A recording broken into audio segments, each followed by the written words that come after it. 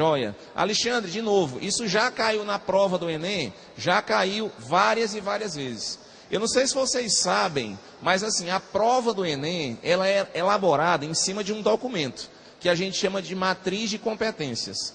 Na matriz de competências da disciplina de matemática, a prova do Enem tem que cobrir 30 habilidades. Então, dentro daquela prova que você faz de matemática, que tem 45 questões, o que é que o MEC está cobrando de vocês? 30 habilidades.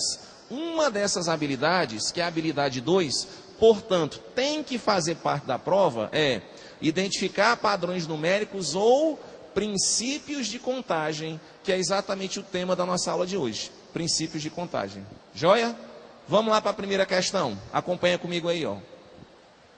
Galera, a primeira questão, lá na página de número...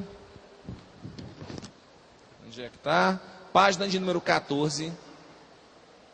Um momento ideal para falar de comida, né? Uma hora dessa aqui, todo mundo cansado, suado, com fome. Olha só. Exercício de classe, página 14. Texto para a questão 1 e para a questão 2. O texto é o seguinte. Observe abaixo o cardápio de um restaurante e responda. Você tem um cardápio. Nesse cardápio você tem opções de sopa, de prato principal, de sobremesa e de bebida. E aí você tem, ó, sopa, pode ser de feijão, de carne, de frango, de palmito e de legumes. Prato principal, pode ser peixe, pode ser carne, pode ser frango. Isso tudo está na tabela.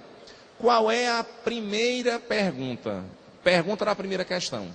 A pergunta é a seguinte: se um cliente resolve fazer uma refeição composta de um prato principal, uma sobremesa e uma bebida, de quantas formas diferentes ele poderá fazer esse pedido, certo? Então o cara vai escolher, vê aí comigo, ó, ele vai escolher um prato principal, uma sobremesa e uma bebida. De quantas formas diferentes ele pode fazer esse pedido? O que é que eu vou verificar? Primeiro eu vou dar uma olhada no cardápio, certo?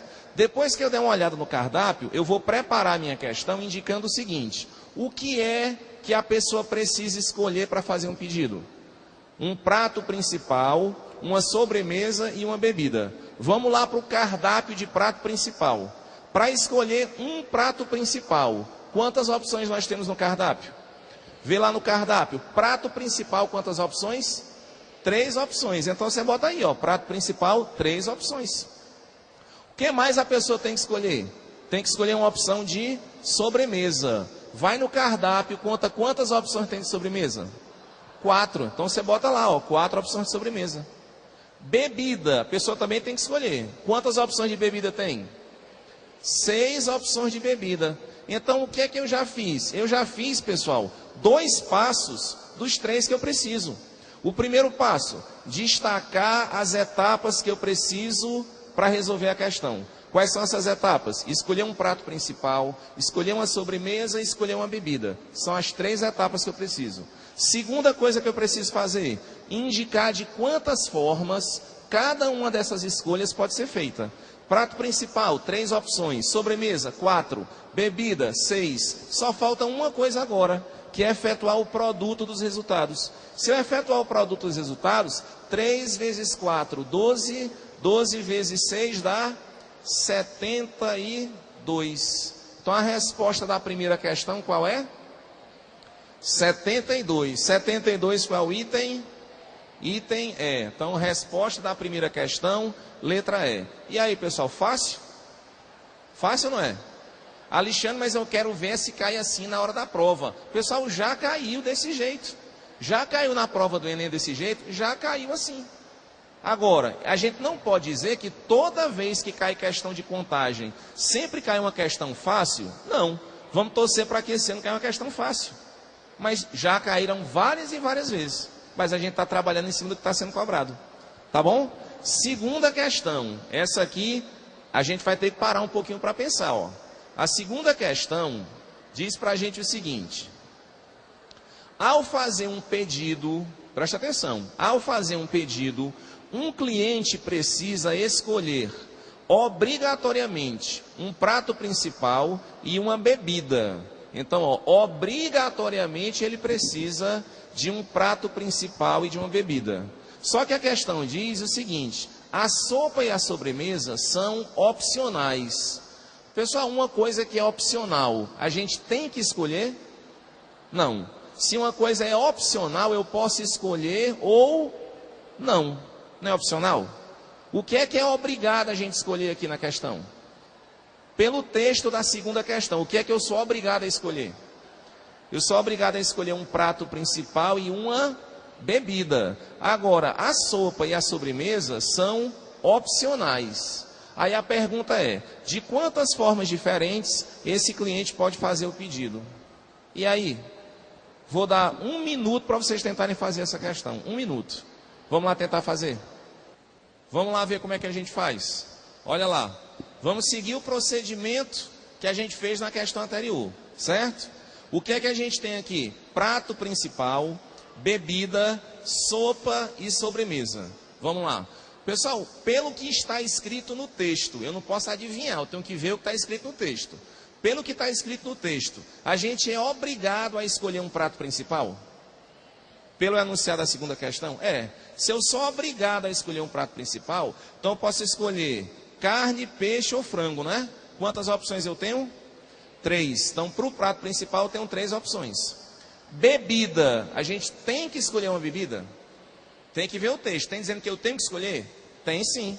Então, se eu tenho que escolher uma bebida, pode ser água, refrigerante, suco de laranja, suco de acerola, suco de cajá ou suco de graviola. Quantas opções nós temos de bebida?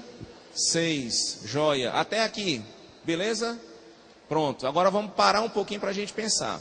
A sopa e a sobremesa, pelo que está dito lá no texto, sopa e sobremesa, é obrigado você escolher? Não, é opcional. Se é opcional, eu posso escolher ou não. Se eu fosse escolher a sopa, quais são as opções que eu tenho de sopa? Feijão, carne, frango, palmito e legume. Quantas opções tem de sopa aí? 6, né? 6? 5 opções de sopa. 5 opções de sopa. Agora, eu sou obrigado a escolher uma sopa? Então significa dizer que eu tenho essa opção aqui também, ó. Nenhuma. Eu posso escolher feijão, carne, frango, palmito, legume ou nenhuma, porque não é obrigado a escolher sopa. Então, quantas opções eu tenho para sopa? Quantas? 6 opções eu tenho para sopa. Vamos lá para a sobremesa agora. Sobremesa, a gente é obrigado a escolher? Sim ou não? Não. Quais são as opções que tem para sobremesa? Para sobremesa tem pudim, sorvete, doce e torta. Eu sou obrigado a escolher uma dessas? Não, não é opcional. Então tem outra opção aqui que é nenhuma. Então pode ser pudim, sorvete, doce, torta ou então nenhuma. Quantas opções eu tenho agora? 5 opções. Pronto. Então eu já fiz 2 dos 3 passos que eu precisava dar. Já selecionei as etapas: prato, bebida, sopa e sobremesa. Já informei de quantas formas cada uma dessas etapas pode ser realizada, quantas opções eu tenho. E agora está faltando fazer o quê? Está faltando a gente multiplicar os resultados. Se eu multiplicar os resultados, vai ficar assim, ó. 3 vezes 6 vezes 6 vezes 5. Fazendo essa continha, a gente vai encontrar 540. Tem essa opção, 540? Letra D. Letra D de dado, 540. Galera, ficou claro isso aí? Então, ó, cuidado, porque quando a gente está resolvendo questões que tratam de contagem, existem algumas palavrinhas que aparecem que a gente tem que ter uma atenção um pouquinho maior. Que palavrinhas são essas? Quando disser que é opcional, então você pode escolher ou não. Quando aparecer assim, pelo menos alguma coisa, no máximo, no mínimo. Então essas expressões, né, opcionalmente, no máximo, no mínimo, tem que ter cuidado, porque às vezes você pode ter mais possibilidades do que aquela que você está vendo lá na tabela. Então tem que ter cuidado com esse tipo de análise. Joia isso? Beleza. Vamos lá para a terceira questão agora. Letra D, a segunda, terceira questão. Bem, galera, a terceira questão diz o seguinte: A Prefeitura de Fortaleza deu início à programação oficial do ciclo carnavalesco 2014 na sexta-feira, dia 31 de janeiro. Vários blocos reuniram uma multidão nas ruas do tradicional bairro Benfica. O professor Fábio Frota costuma participar da festa. Na última vez que ele foi, ele ficou em dúvida em relação a que roupa ele iria usar. Aí o que foi que o Fábio fez? Ele separou 3 camisas polo, 2 camisas de malha, 3 bermudas, 3 pares de tênis e 2 chinelos. Porém, Fábio não gosta de usar camisa de malha com tênis. Então, se ele for usar camisa de malha, ele não gosta de usar com tênis. Vai ter que ser com chinela, né? E ele também não usa camisa polo com chinelo. Ele só usa camisa polo se for com tênis. Aí a pergunta da questão é o seguinte: sabendo que ele não pode sair sem camisa, sem bermuda e nem descalço para fazer sua caminhada, qual é o número de formas diferentes que ele tem para se vestir? Então a pergunta é: de quantas formas diferentes o Fábio pode se vestir? Então como é que a gente vai fazer? Essa questão aqui é um pouco diferente das questões anteriores, porque aqui a gente vai ter que dividir o problema em 2 situações possíveis. A primeira situação é o seguinte: o Fábio vai ter que escolher uma camisa, não vai? A camisa que ele vai escolher pode ser camisa polo ou pode ser camisa de malha, não é? Então vamos pensar na primeira situação. A primeira situação é o seguinte: se ele escolher uma camisa polo, bem, se ele escolher uma camisa polo, além da camisa, ele vai ter que escolher também uma bermuda e o que mais? Pode ser chinelo?